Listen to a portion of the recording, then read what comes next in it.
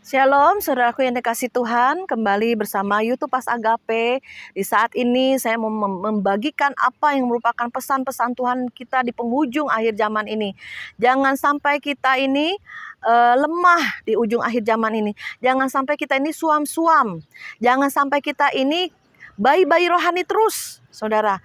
Ayo bangkit, kuat, berakar, sehingga bertumbuh dan berbuah-buah lebat, sehingga kita akil balik ya, dewasa, dipercayakan oleh Tuhan apa? Berkat-berkat rohani, karunia karena Roh Kudus, dan kita diberikan juga berkat-berkat jasmani. Ya, kita bisa dipercaya oleh Tuhan karena kita sudah dewasa di dalam Tuhan. Gak mungkin anak kecil atau bayi ya, atau apapun juga yang mungkin kita punya anak. Anak kecil SD diberikan motor yang beneran nih, bukan motor-motoran, untuk dia main, kan gak mungkin, saudara. Pastilah yang diberikan mainan, saudaraku ya. Oleh sebab itu kita harus dewasa di dalam Tuhan, sehingga Tuhan tidak memberikan kita perkara-perkara yang kecil, tapi Tuhan berikan juga perkara-perkara yang besar sesuai dengan usia pertumbuhan rohanimu. Ya saudara, puji nama Tuhan. Ini ada firman Tuhan yang bagus banget di dalam 1 Petrus 2 ayat 21. Sebab untuk itulah kamu dipanggil, karena Kristus pun telah menderita untuk kamu dan telah meninggalkan teladan bagimu supaya kamu mengikuti jejaknya. Puji Tuhan ya, kita ini sudah dipanggil. Ada banyak yang dipanggil, sedikit yang dipilih, sedikit lagi yang setia. Tuhan bilang, ayo, kita semua ini udah dipanggil masuk di dalam umatnya, kerajaannya. Ya, kerajaan Tuhan kita tarik dari surga ke bumi. Jadi ada kerajaan Tuhan itu yang sudah kita miliki, ada damai sejahtera Tuhan. Tuhan sudah menguasai hati kita, hidup kita. Karena kita sudah dipanggil, dipilih untuk menjadi anaknya, sudah menjadi umat tebusannya. Dan kita sudah dibebaskan dari segala dosa, kutuk maut. Ya, tapi jangan kita lagi mau diperhamba. Kita buang, kita break, kita hancurkan semua kutuk-kutuk. Ya, kita buang semua karakter-karakter yang buruk. Kita bertobat dari hati yang jahat. Ya, kita juga boleh buang semua kebusukan-kebusukan hati. Kita bertobat, minta ampun, mengakui, ya, minta maaf sama orang yang kita sakiti. Bereskan. Hari ini kita pemberesan ya kepada orang-orang, sehingga kita ini dewasa, lebih lagi bijaksana dalam menyikapi berbagai masalah hidup. Karena Tuhan sudah memanggil kita, dan karena Kristus pun telah menderita untuk kita. Tuhan udah di atas kayu salib, sudah mati, sudah menanggung dosa kita. Dia sudah bangkit, sudah menang, dia sudah di surga. Tetapi kita ada teladan-teladan Tuhan, di mana Yesus yang mati di atas kayu salib tidak bersalah dijadikan bersalah, tidak berdosa dijadikan berdosa. Itu teladan kita. Pikul salib, sangkal diri. Seringkali kita dibiarkan Tuhan untuk dicaci maki, ya, difitnah, dikata-katain yang jahat. Seringkali Tuhan izinkan itu terjadi. Saya teringat pada satu kali Raja Daud, dia bersama orang-orangnya mengalami kelesuan karena mungkin kalah perang, ya saudara. Terus ada Simei, masih saudaranya Saul, mengata-ngatain Daud, melempari dia dengan batu, ya, mengata-ngatain Daud dengan jahat. Ya, ada pasukannya mau menghalau orang itu, tapi Daud bilang jangan. Siapa tahu ini Tuhan yang mengutus dia untuk mengata-ngatain saya, untuk melempari saya dengan batu. Demikian juga ada hal-hal yang kita harus terima dengan ikhlas. Kita harus terima dengan rela. Walaupun kita tidak salah, ya, kita nggak berbuat jahat, tetapi dijadikan salah, dijadikan korban, dijadikan bersalah, dijadikan bulan-bulanan, dijadikan caci makian orang, dijadikan fitnahan orang. Nah, itu seperti Yesus. Pikul salib, sangkal diri. Sangkal diri apa sih? Harusnya kita berontak, kita marah, kita kecewa, bisa kita pahit, ya. Tapi kita sangkal diri, kita buang semuanya. Kita ambil hikmat Tuhan, kita ambil kembali firman. Mungkin ini ujian dari Tuhan. Daud pun demikian, jangan biarkan Simei mengata-ngatai aku yang jahat. Biarkan Simei melempari aku dengan batu. Siapa tahu itu dari Tuhan. Nah loh saudara, ya, siapa tahu itu memang Tuhan izinkan. Tiba-tiba ada orang-orang yang seperti itu. Ya, itu saatnya kita menderita seperti Yesus. Beda kalau tabur tuai ya, beda kalau saudara berbuat salah, berbuat jahat, saudara menipu, saudara kena tipu, saudara mencuri, tiba-tiba kerampokan rumahmu. Nah itu hukum tabur tuai saudara. Saudara dulu pernah maki-maki orang, tiba-tiba ada orang yang marah-marahin saudara, itu hukum tabur tuai ada saudara. Yang jahat dulu ya, apalagi yang baik, pasti ada tuaian juga. Nah saudaraku, jadi kita harus tahu nih, ini tabur tuai saya yang dulu jahat, saya sekarang menuai. Ya, mungkin saudara mengambil istri orang, akhirnya engkau hidupnya susah, menderita, tapi belum bersadar, belum bertobat.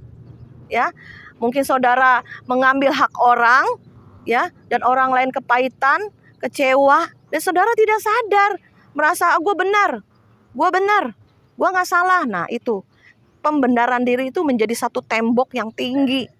Ya itu yang harus dihancurkan dengan gada terus menerus. Saudara mau masuk surga tapi saudara nggak mau diremukkan. Saudara mau masuk mau masuk surga tapi saudara tidak mau dibereskan. Nggak bisa saudara. Harus ada pemberesan. Tapi jangan salah, hati-hati jangan sampai kau terbakar dan hangus. Ya, pelayananmu, perbuatanmu, apapun juga bisa hangus terbakar dan engkau akan masuk dalam kerajaan neraka. Ya saudara, hati-hati dalam hal ini. Jangan sampai kita penderitaan-penderitaan yang kita alami itu karena tabur tuai kita. Saudara jalani bersama Tuhan dengan satu kerelaan, dengan satu rasa bersalah, ya, dengan satu rasa oh ya Tuhan, ini aku yang salah. Ya, mengakui. Karena Tuhan ingin dosa itu diakui. Ya, ditinggalkan dan berbalik kepada Yesus. Seperti anak yang terhilang. Pada saat dia sadar dia di kandang babi, dia sadar. Dia hidup berfoya-foya mengambil warisan yang belum waktunya, dia minta pada orang tuanya. Dan akhirnya dia kelaparan, miskin, menderita. Pada saat itulah dia sadar. Oleh sebab itu firman Tuhan berkata, sadarlah dan berjaga-jagalah dan berdoalah. Pada saat saudara saya sadar, maka saudara akan berbalik. Ya, berbalik, jangan sadar doang. Oh iya ya Tuhan, aku salah. Terus penuduhan diri, terus penghakiman oleh iblis, pendakwaan oleh iblis. Lu salah sih, lu salah. Betul, kita salah. Tapi kita akui ya di hadapan Tuhan. Kita minta ampun kepada Tuhan, minta maaf kepada orangnya, kita datangin berjiwa besar. Gak mudah saudara. Berbalik kepada Tuhan. Minta ampun sama Tuhan, berjalan. Ya, berbalik itu harus ada tindakan untuk berjalan, untuk membereskan hidupmu. Berjalan mendekat pada Allah.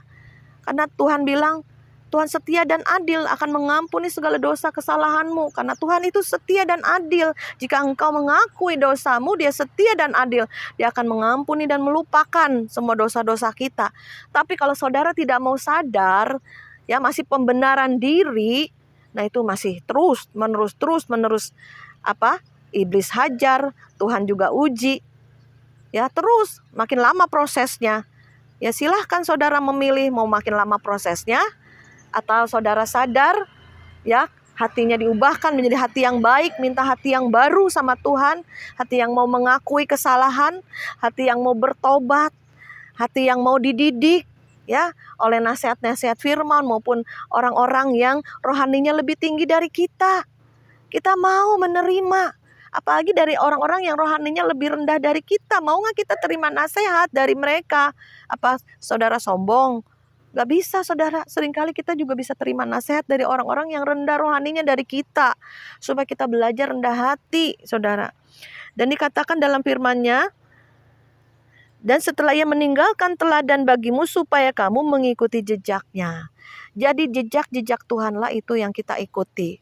Tuhanlah yang menjadi teladan bagi kita. Tuhannya yang keluar dari Allah Bapa untuk menjelma menjadi manusia. Bukan dari hubungan suami istri, tapi dia dari Roh Kudus. Ya, menghembuskan kepada rahim Bunda Maria ini. Sehingga lahirlah Tuhan Yesus. Yang tidak berdosa dijadikan berdosa. Untuk menanggung semua dosa umat manusia. Yang percaya akan diselamatkan, yang tidak percaya di bawah hukuman.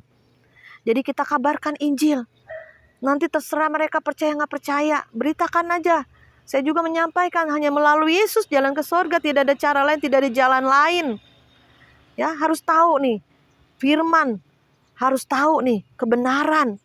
Jangan kita diombang-ambingkan, oh itu agama lain lebih bagus ya, oh ini agama lain kayaknya bener nih. Nah itu saudara bimbang, saudara masih bayi rohani, tidak mengerti kebenaran. Ya, seringkali kecewa sama orang-orang Kristen, jadi batu sandungan. Kok udah pelayanan, udah hamba Tuhan, masih melakukan dosa. Ya, jangan kita kecewa. Karena nanti banyak hamba-hamba Tuhan, baik anak-anak Tuhan, pelayan-pelayan Tuhan pun tidak masuk kerajaan surga. Ya, ada yang teman saya dikasih penglihatan, dia dibawa ke neraka ya. Banyak hamba-hamba Tuhan ditaruh di lautan api yang terdalam karena dia sudah mengajar, sudah menginjil, sudah memberitakan firman di mimbar, tetapi kehidupannya tidak sesuai selaras dengan firman. Maka akan mengalami siksaan yang berat, lebih berat lagi. Ya, karena sudah mengajar orang ya untuk hidup dalam kebenaran tapi tidak menghidupi, tidak melakukan, tidak menjadi pelaku-pelaku firman. Ya, seperti apa dikatakan? Jika tidak melakukan firman, seperti membangun rumah di atas pasir. Sekali badai datang, robohlah dan hanguslah pekerjaannya seluruhnya. Seperti dibangun kehidupanmu dari jerami, kayu, dan rumput kering. Mudah sekali terbakar pada saat api pengujian datang. Tapi biarlah hidup kita terbuat dari emas permata yang semakin dibakar, semakin dimurnikan. Saya juga bilang, Tuhan, saya tahu seumur hidup saya pasti masih ada proses didikan. Pasti ada. Masih ada masalah, ada. Tapi bagaimana kita menyikapi masalah? Bagaimana kita bisa berjalan bersama masalah ini dan melihat ada tangan Tuhan yang bekerja. Pada saat kita sertakan Tuhan, andalkan Tuhan. Pada saat kita berdoa berseru, Tuhan hanya sejauh doa, saudara. Ya, mari kita bangun kehidupan kita di atas batu karang yang kuat. Tuhan bilang, akulah batu karang yang kokoh. Ya, batu penjuru. Kalau setiap rumah yang baru dibangun ada satu batu peletakan batu pertama, itulah batu penjuru. Di mana memulai dengan Tuhan, mengakhiri dengan Tuhan. Saudara tidak bisa memulai membangun rumah apapun di surga tanpa batu saudara yang pertama peletakan, yaitu batu penjuru, yaitu Tuhan Yesus Kristus. Saudara mau nama apa kek, Yahshua HaMashiach, apapun, asal saudara tidak mengingkari nama Tuhan Yesus Kristus, saudara akan selamat. Ya, jangan diombang-ambingkan oleh pengajaran, angin-angin pengajaran, karena banyak sekali akhir zaman ini penyesatan-penyesatan yang tipis sekali. Hati-hati, mari kita dewasa dan kuat di dalam Tuhan. Pegang nama Tuhan Yesus Kristus. Kristus artinya Mesias yang diurapi. Ya, tidak pernah saya mendengar dalam nama Bapa Yahweh setan keluar, dalam nama Bapa Yahweh sembuh. Ya, yang buta melihat, yang lumpuh berjalan. Tidak ada, hanya nama Yesus. Kalau bahasa Ibrani-nya Yahshua HaMashiach. Kalau bahasa Cungkuanya Cu Yesu, yaitu ya saudara, yang mengokohkan nama di atas segala nama, ya. Tuhan di atas segala Tuhan, yaitu Yesus Kristus. Baiklah kita boleh mengalami penderitaan seperti Yesus. Dan ada upah yang menanti kita. Jika kita menang dan kuat bisa melewati semuanya, ada upah yang kekal. Tuhan sudah sediakan di surga rumah yang kekal, mahkota, dan pakaian yang cemerlang. Kita kejar ya, semua yang tidak terlihat itu kekal. Yang terlihat ini, pemandangan yang begitu indah ini, sementara suatu hari akan hancur, akan lebur. Ya, seperti di Hawaii kemarin saya lihat. Banjir di Cina, di Hawaii semua mobil, rumah hangus, terbakar, habis saudara. Apalagi yang dimiliki manusia, nggak ada. Ya, pada saat semuanya habis, pada saat semuanya dinolkan, apa yang terjadi dengan hati manusia? Apakah melawan Tuhan? Apakah mencari Tuhan? Pilihan di tangan kita. Mari saudara, Tuhan sudah memberikan teladan yang baik bagi kita. Dan dia tidak bersalah dijadikan bersalah, dia tidak berdosa dijadikan berdosa. Karena supaya kita memperoleh kehidupan. Demikian juga kita bisa dibawa seperti Yesus teladan. Dan apa reaksi hati kita? Biarlah kita mempunyai reaksi yang benar. Ya, menyerahkan semuanya. Penghakiman adalah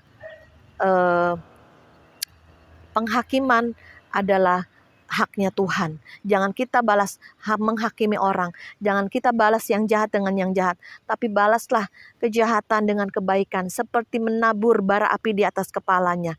Kita balas semuanya yang baik. Karena tidak ada kejahatan sedikit pun di hati Tuhan. Hanya Tuhan kita adalah Tuhan yang baik. Dan kita pun menjadi anak Tuhan yang baik. Haleluya. Amin.